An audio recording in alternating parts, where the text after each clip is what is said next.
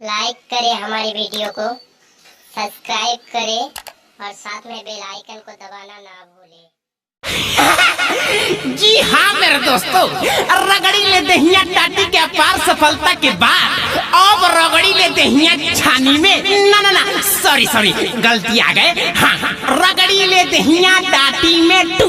जी हाँ मेरे दोस्त, साजन मेरा उस पार है, अब मिलने को दिल बेकरार है।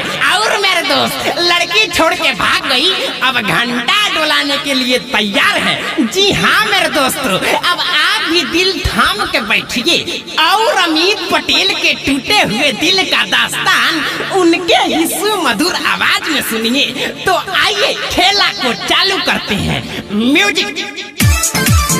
दिल लेके भागा गइया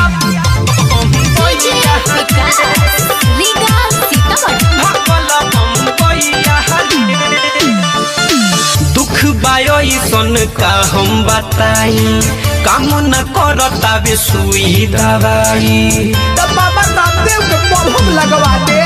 अरे दुख बायो सन का हम बताई, काम न करता बे सुई दवाई।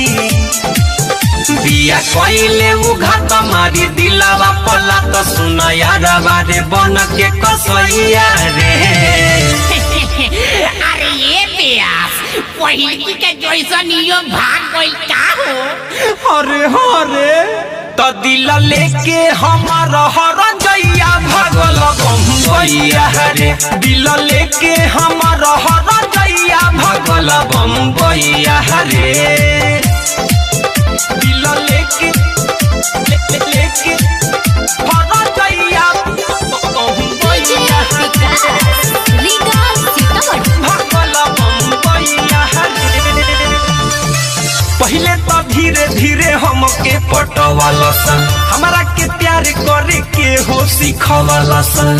अरे ठीक खइबो कइलस कि ना रे। पहले तो धीरे धीरे हमके पटवाला सन, हमारा के प्यार करे के हो सिखवाला सन। बोली मीठी मीठी बात कइला ससुरा बात अब कहतिया हमारा के भैया रे। अरे ये अमित भाई, छोटी छोटी बातों पे तू मुंह न फुलाया कर। आ एगो भागल दूगो भागल तो अब तीसरो पटाया कर। मांग साला ते नहीं, ये हमार का हाल हो गइल बा तोरा थोड़ा बुझाता रे। ह दिल लेके हमारा हर जइया भगल बम्बैया रे। दिल लेके हमारा हर जइया भगल बम्बैया रे।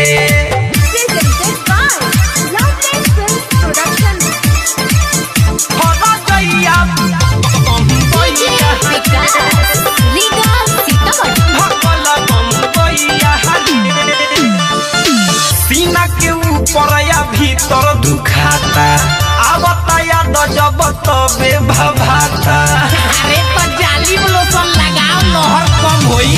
सीना के ऊपर या भीतर दुखाता, आवता याद जब तबे भभाता। छोड़ दिले बिया हाथ अब नई के साहत नहीं सुझता बे कवन उपैया रे। अरे मर्दे, जब जादे मुखी धरी तब पूजौल में अखड़ लियो, आ ओहू से ना होई तब पहिल के जैसन जाके टटिए रगड़ लिया। भाग साला ते नहीं, ओहू में रगड़त साला वो टूट गइल बा। ह दिल लेके हमारा हर जइया भगल बम्बैया रे। दिल लेके हमारा हर जइया भगल बम्बैया रे।